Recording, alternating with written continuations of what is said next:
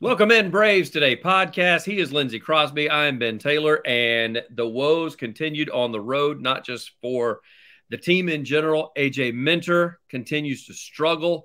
Some big numbers there. And then as far as Austin Riley is concerned, the bats have taken a turn for the worse, and he's the type guy you don't want to move him down in the lineup, but you may have to before it's all said and done with.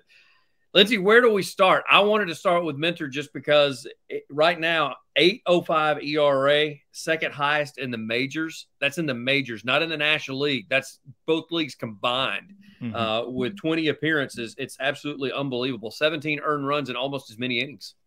Yeah, it's really confusing. When you look at its surface and you look at all of the advanced stats like StatCast and things like that, there's not a lot of stuff different. Our Jake Mastriani, by the time this comes out, he just wrote a big deep dive trying to figure it out. And it's a lot of like, well, maybe if you add up this and this and this and this, that explains it. But it's really confusing. His strikeout rate's just about the same. The fastball velocity is still really good. And for some reason, the results are drastically different. And it feels like, yes, like you can combine a couple things and assume that did it. But for the most part, it's something where Atlanta has to make some sort of change, just figure out a way to give him whatever time he needs to get right. You move him to a lower leverage situation, something like that, because he's throwing the ball fine. It's just not working out like it always has in the past. And see, even though he's not being used in a closing role, even that setup role, he's just continued to get worse. So it's, I mean, they've tried to move him in spots, but, does he become an early relief guy just to see if they can take their chances? Say a starter goes, 5 1/3, 5 2/3, something like that, and they bring him in after 6 and let him go the 6th and part of the 7th.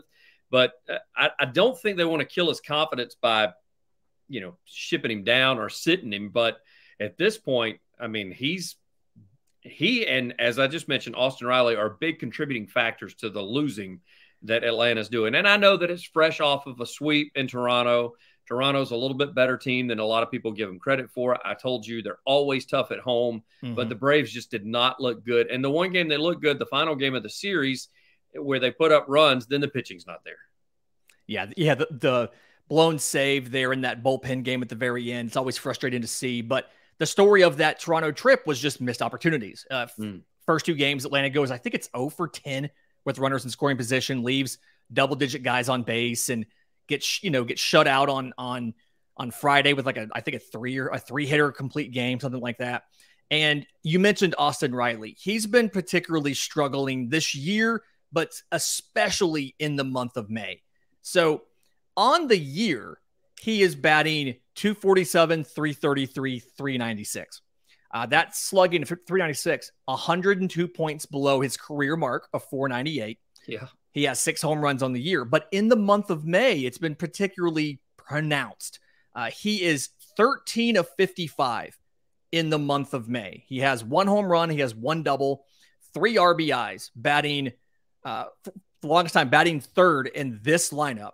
He had 3 RBIs so far through the first half of May, struck out 14 times to 5 walks. And I don't quite know what the answer is. We saw for the first time with Sean Murphy out of the lineup, they moved him down from 3 to 4, and they put Ozzie Albies at the 3, and that seemed to work. Ozzie did well. He had some protection. He had a home run. You have to wonder if once Sean Murphy's back in the lineup, do we see Austin maybe batting 5th and Ozzie batting 3rd? Who knows? The frustrating part is right now with Austin, and I mean, it's got to be frustrating for him just as much as anybody, is the fact that he was at one point in time when the average wasn't quite there. He was squaring the ball up. He's not hitting it hard anymore. At least this past weekend he wasn't. I don't know if that changes. I will say this. The last 4 games, Atlanta has had 4 losses. He is not hitting the ball well in those 4 losses. So it's not – I think maybe once against Boston, he lined out the 3rd a couple of times maybe, and he hit the ball, he hit it on the head, but hit the nail on the head. But other than that, he's swinging and missing. He's popping it up. He's popped it. He's fouling out. I mean, it's just, I don't know what's going on. I don't know if it's mechanical. I don't know if it's mental, or I don't know if pitchers have just had enough tape on him over the last few years that now they're starting to realize how to pitch him. It feels like it's a little bit mechanical to me because he's still getting hard hit balls. He's not getting barrels. So he's not he's not making optimal contact. I think he's 58th percentile in hard hit percentage, which is still down from where he usually is. But his barrel percentage, which is a combination of how hard you hit it and did you hit it at the optimal angle to go to be a home run, that's down to 38th percentile. So it feels like there's some sort of mechanical issue that's keeping him from making optimal contact. You may have to fly Chipper into Texas. Chipper's probably already in Texas at the ranch. Have him swing by, look at the swing, make a couple tweaks, and, let him go back to the Austin rally that we all know and love.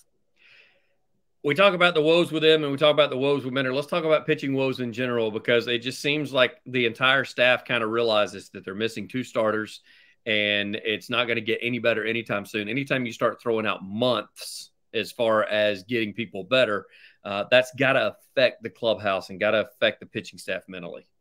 Yeah, it feels like a lot of Atlanta's pitchers right now are trying to be perfect. Like they're worried about, hey, I can't let this guy get to second, or I can't let this run score, because they're worried about, is the offense playing well enough to pick me up?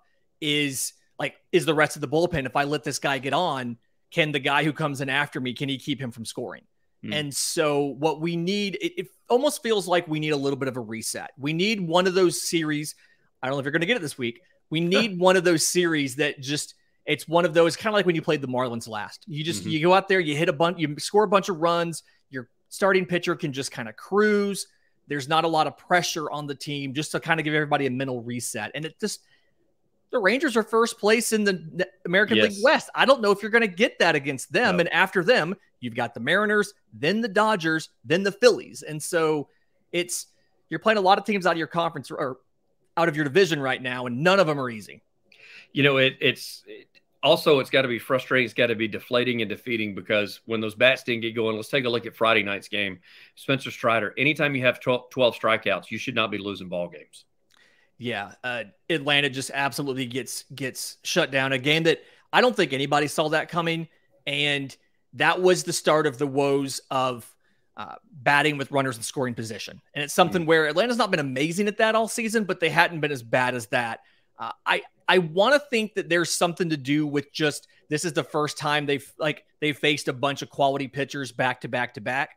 And Toronto's bullpen is maligned by some, but they made a concentrated effort to go out and get more options in that bullpen. So I want to think it was just, they kind of had a shock because they went from the Marlins pitching staff to Toronto's pitching staff, or I'm sorry, they went from Boston's pitching staff to Toronto's, and it was a little bit of a shock as far as quality, but we'll see when they get into the series against the Rangers. Thankfully, they don't have to deal with Jacob deGrom or Andrew Heaney. You mentioned the American League just a minute ago, or at least some them being in the AL West. One thing that I have noticed, this is dating back to April 14th, so exactly 1 month ago, Kansas City, Houston, Orioles, Boston Red Sox, Toronto Blue Jays, Texas Rangers, Seattle Mariners, and then we get to play some National League teams, and then it's to the Oakland Athletics. Interleague play, in my opinion, is getting out of hand. I liked it better. I hate to sound like the old fogey when it was just a couple of series per year, couple before the All-Star break, couple after the All-Star break. Use it for TV viewing. Take a look back at Sunday Night Baseball. Do we get to why everybody always complains about the Red Sox and Yankees playing on Sunday Night Baseball? No, we were watching the Red Sox and Cardinals, as if we really care about that, because that doesn't affect either one of them, except as one of them loses, they move back in the division. That's it. Yeah, that's what they're doing prime time, and it just doesn't have the feel that it had when they first began this years ago, when they started the interleague play. Now it's like, oh, cool, we got to fill out 162 games, so let's just start playing a bunch of interleague games. Yeah, with them doing the balanced schedule, the idea was less games against your division, more games against the rest of the league, which is fine, perfectly valid concept.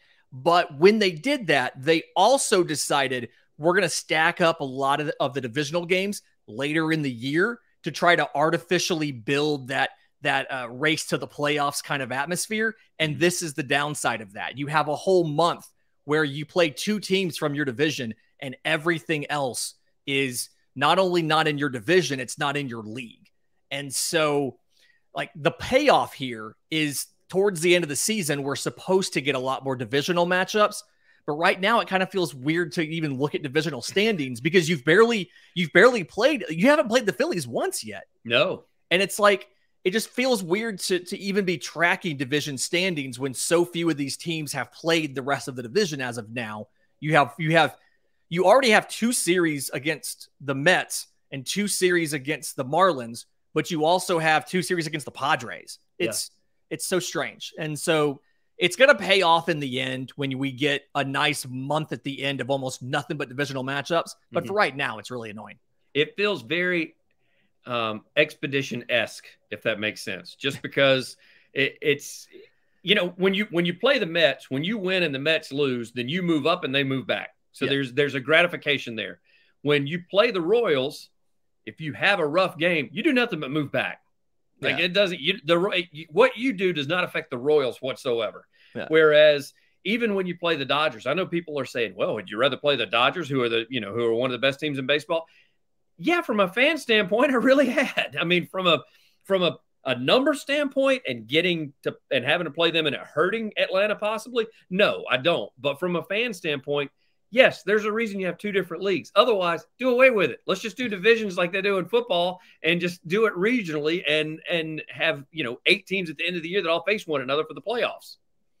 Yeah, whenever they finally expand to 32 teams, I'm sure there'll be a whole different configuration for this and they'll figure out something. But right now it feels like they overcorrected a little bit when it comes to the schedule and how it's balanced or unbalanced and trying to create drama late in the year. And for all they know, it could end up where some of these teams have just run away with the division and there's no drama when they tried to artificially make it. So we'll see what happens. I expect them to adjust this for next year.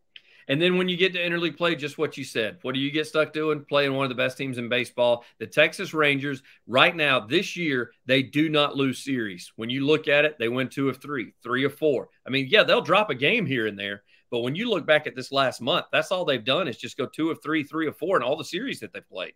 Yeah, I want to say they're 7-3 right now. They've only lost maybe 6 games at home. It is hard to go into that ballpark and win.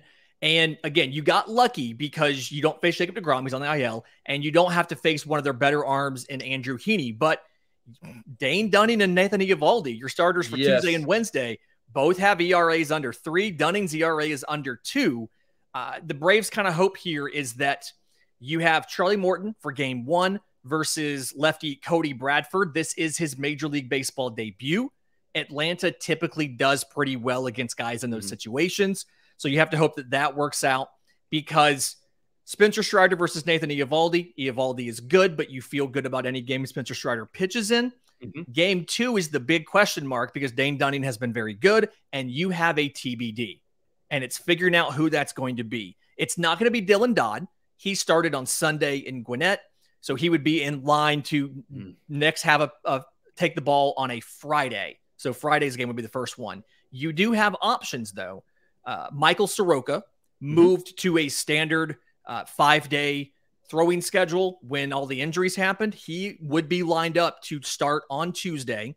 Jared Schuster would be lined up would be the starter on Wednesday in Gwinnett, but would be on regular rest to take the ball on Tuesday as well. So you have options.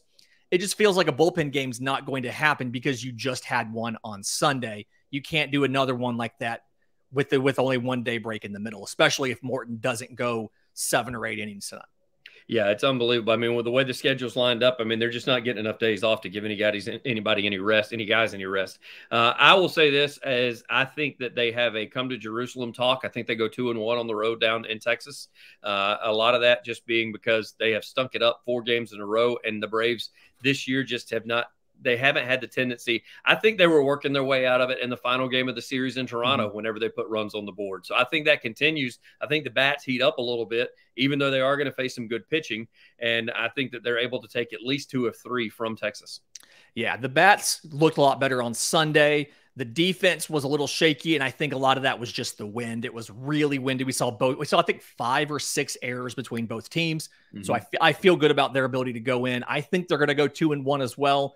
And I'll even go as far as to say the one that they lose is probably Tuesday, given that we don't even know who's going to be the starter right now. And whoever it is, if they aren't able to go incredibly deep, which has been the pattern for a lot of these spot starts, you have a bullpen who's been pretty taxed because just about everybody had to throw in the last week. They've gone through 2 bullpen games. So I'm going to go ahead and say not only 2-1, but probably games 1 and 3 would be the ones you win. Game 2 is probably the one you lose. Kiss of death as both of us go 2-1. That means we'll get swept down in Texas and Arlington. It's almost a guarantee. He's Lindsay Crosby. I'm Ben Taylor. Braves today, Braves_today on the Twitter or bravestoday.com. Thank you, sir. Thanks for having me.